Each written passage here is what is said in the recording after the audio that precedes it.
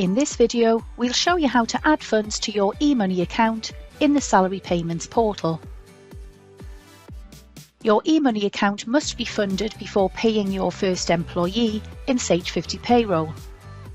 Funds can be added within the Salary Payments portal or by sending a one-off or regular payment from your banking provider.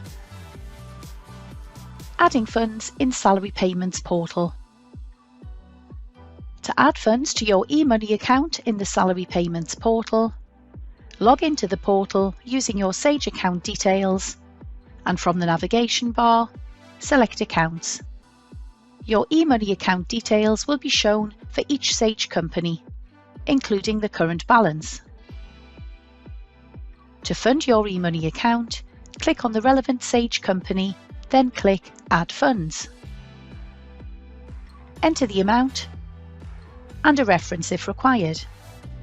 Leaving this box empty will assign a default reference of Modular Direct Pay. Next, select your bank from the drop-down and click Confirm.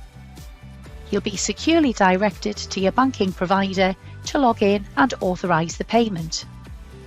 Funds will generally be available in your eMoney account within 90 seconds. Adding funds from your banking provider. To add funds to your eMoney account from your banking provider, you'll need the following information: account name, sort code, and account number. First, log into the Salary Payments portal and select Accounts from the navigation bar. Make a note of the company name in the account column and the sort code and account number in the identifier column.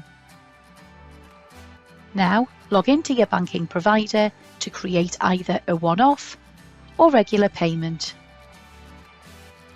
To ensure funds are received into the correct account, when creating the payment, enter the account name, sort code, and account number shown in the portal.